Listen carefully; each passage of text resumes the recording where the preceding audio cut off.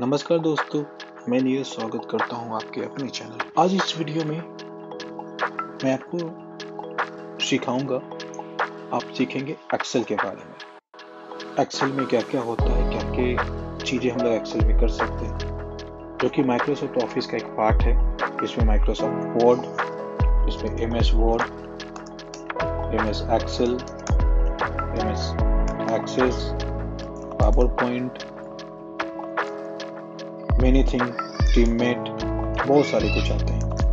तो इसमें से हम आपको सबसे पहले एक चीज़ बताएंगे, एमएस एक्सेल के बारे में बताएंगे, जो कि अभी के डेट में काफ़ी इंपॉर्टेंट होता है। हर किसी भी ऑफिस में वर्क करते हैं, इवन स्कूल में, कोचिंग में, किसी भी जगह पे आपके एमआईएस का काम है, कंप्यूटर ऑपरेटर का काम करते हैं, तो आप सबसे ज़्यादा एमएस एक्सेल का यूज करते हैं। ये हमारा फर्स्ट वीडियो होगा, इसलिए मैं आपको इस चैप्टर में सबसे पहले आपको एक्सेल का इंट्रोडक्शन देता हूँ कि एक्सेल क्या होता है, क्या क्या काम करता है।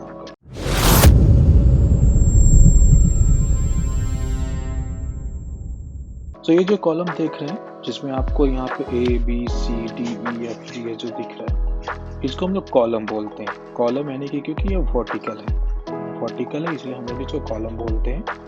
A B C D ये अगर जाते हैं तो टोटल हमारा XFT तक आता है, जो कि टोटल नंबर्स होते हैं 16,384, जो कि लास्ट में क्या आएगा 16,384। यानी कि जो टोटल कॉलम आपको जो देखे A B C D F G जो वाला, ये टोटल होते हैं 16,384। और इधर जो आपको 1 2 3 वाले होते हैं, इधर अगर बात करें मैं यहाँ पे, इधर 1 2 3 4, ये चूंकि है हॉरिजॉन्टल, ये हॉरिजॉन्टल इसलिए हम लोग इसको बोलते हैं रो। ABCD वाले को बोलेंगे कॉलम, 1 2 3 वाले को बोलते हैं रो।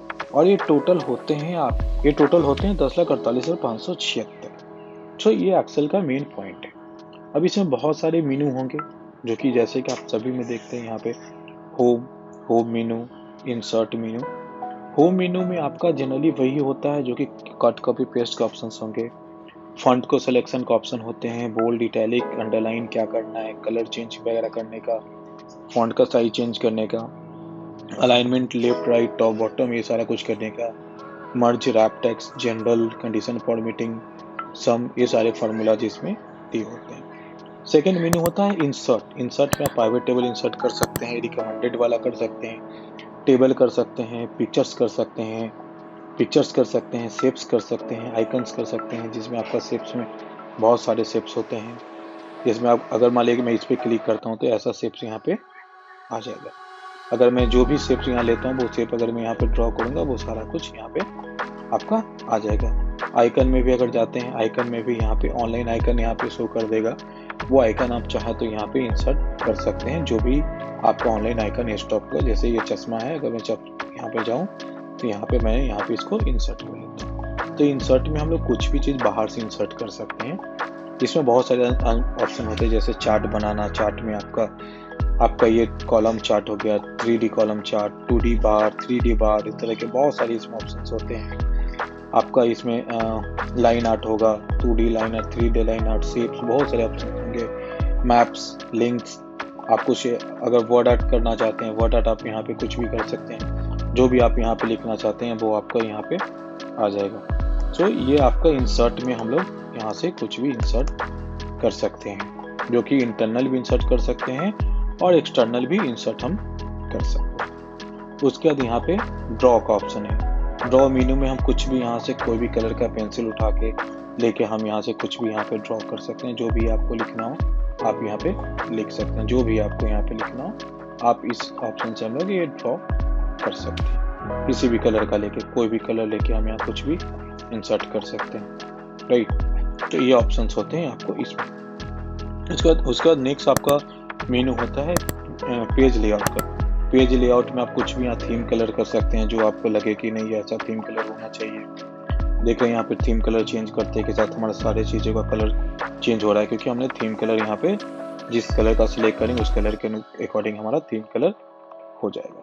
ये सारे कुछ मार्जिन वगैरह आपको कितना रखना है, नॉर्मल, विद, नैरो, सारे कुछ पेज लेआउट में यहाँ पे जो भी होगा आपका पेज लेआउट के अंदर आएगा। पेज ब्रेक भी आप कर सकते हैं, अगर पेज ब्रेक करेंगे या 2 पेज इंसर्ट हो जाएगा, वो सारा कुछ ऑप्शन आपका यहाँ पे होता है। तो देखिए पेज ब्रेक कर रहे हैं तो एक लाइन से यहाँ पे आ गए। उसका फार्मूला में जितने भी फार्मूला होता है इंसर्ट फंक्शन कर सकते हैं। आप देखें कि ऑलरेडी यहाँ पे एक फार्मूला का यहाँ पे एक बार है, यहाँ पे क्लिक करने के बाद भी सारे फार्मूला आ जाते हैं और ऑलरेडी यहाँ पे एक फार्मूला बार भी यहाँ पे है।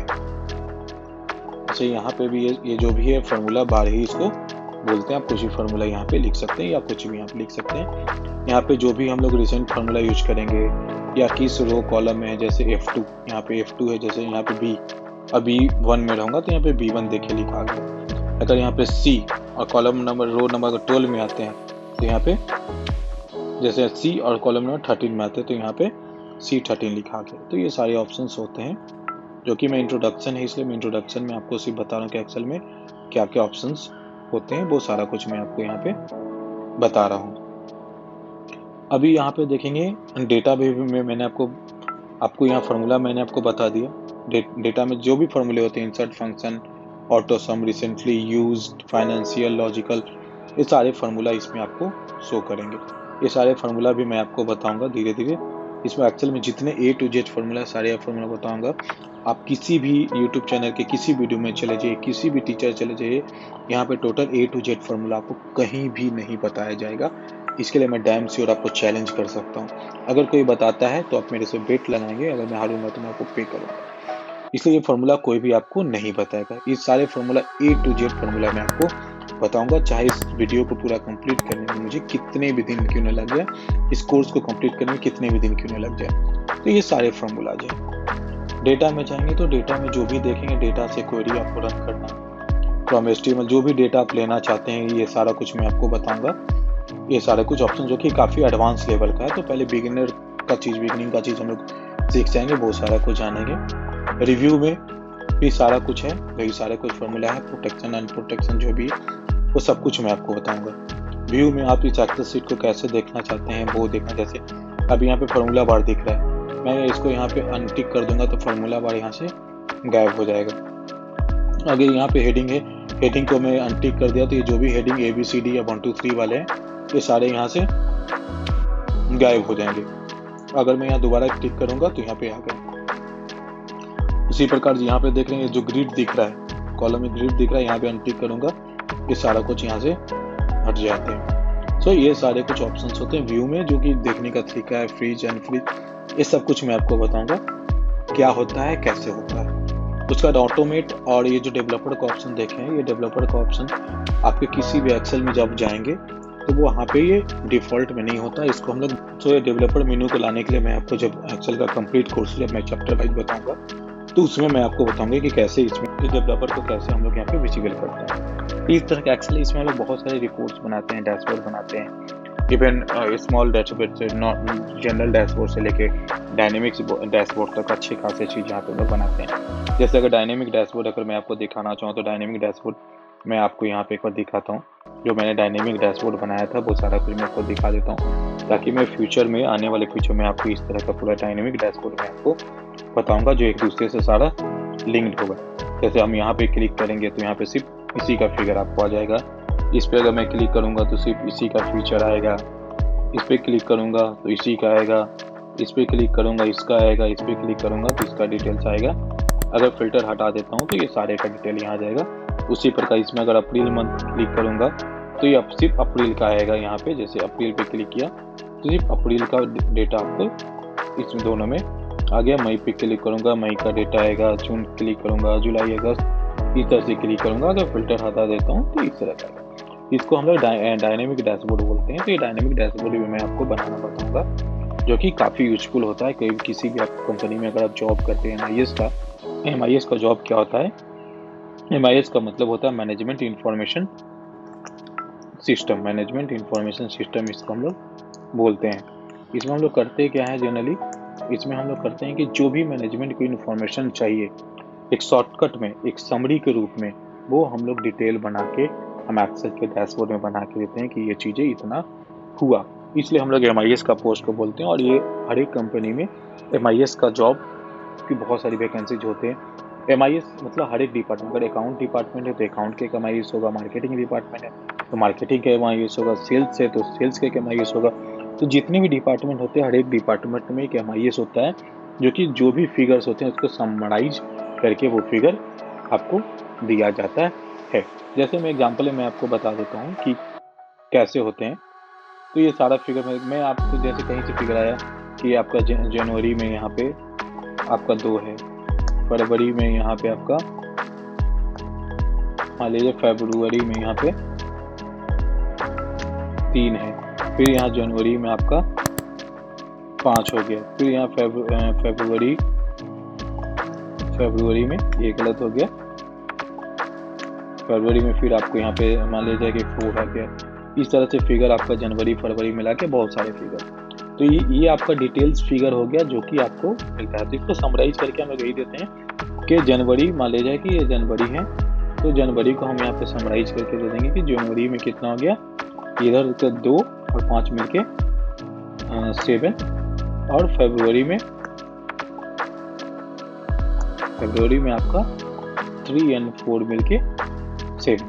तो टोटल कितना हो गया, तो हम लोग यहाँ पे टोटल का रिपोर्ट बना सकते हैं कि टोटल हमारे इन दोनों का ऐड करके कितना हो गया, वो भी हम लोग यहाँ पे दे सकते हैं। तो इसका भी फार्मूला मैं आपको बताऊंगा कि कैसे आपका ये होता है। सारा कुछ आपको जानना पड़ेगा तभी आपको हो पाएगा। अभी तो मैं फार्मूला लगा देता हूँ यहाँ पे, जो भी है मैं आपको बता देता हूँ। ऑटो सम का यहाँ पे फार्मूला होता है। अगर आप ये फार्मूला नहीं लिखना चाहते हैं, एक ऑटो सम के यहाँ फार्मूला यहाँ पे क्लिक करते के एक ऑटो सम यहाँ पे आपका आ जाएगा कितना हो गया। यहाँ पे अगर देखेंगे तो ऑटो एवरेज का भी एक फार्मूला है, तो ऑटो एवरेज भी यहाँ पे आ जाएगा कि 14 के एवरेज कितना हो गया, 7 के एवरेज है। तो ये सारे रिपोर्ट इस तरह से समरी रिपोर्ट हम लोग इसको बनाकर देते हैं। इसको अगर पिवट टेबल की बात करते हैं, हम लोग पिवट टेबल भी इस पर बनाते हैं शॉर्टकट समरी के बारे में। तो ये हम एक चैप्टर में आपको चैप्टर वाइज में आपको एक्सेल लर्न करूंगा, आपको एक्सेल में बताऊंगा, आपको एक्सेल में टीच करूंगा। तो आप चैप्टर वाइज, हर एक चैप्टर वाइज यहाँ पे सीख सकते हैं कि कैसे कैसे एक्सेल का यूज होता है। तो अभी तक के लिए एक्सेल में इतना ही। इंट्रोडक्शन के रूप में मैंने आपको बताया कि एक्सेल में क्या क्या कर सकते हैं और कैसे कैसे क्या क्या होता है। बाकी आपको आगे इस चैप्टर में बहुत कुछ मैं बताऊंगा, इसके बहुत सारे आपको शॉर्टकट बताऊंगा, वो सारा मैं आपको एक्सेल में आपको बताऊंगा। आप हमारे वीडियो पे कंटिन्यू बने रहें, नए हैं सब्सक्राइब करें, फॉलो करें, ताकि आपको इस एक्सेल से रिलेटेड जो भी फार्मूलाज हो या जो भी आपको मैं वीडियो अपलोड करूँ आपको कंटिन्यूसली मिलते रहे। तब तक के लिए दोस्तों, नेक्स्ट वीडियो के लिए थैंक यू सो मच। बने रहे हमारे चैनल पे for future update. Thank you so much guys.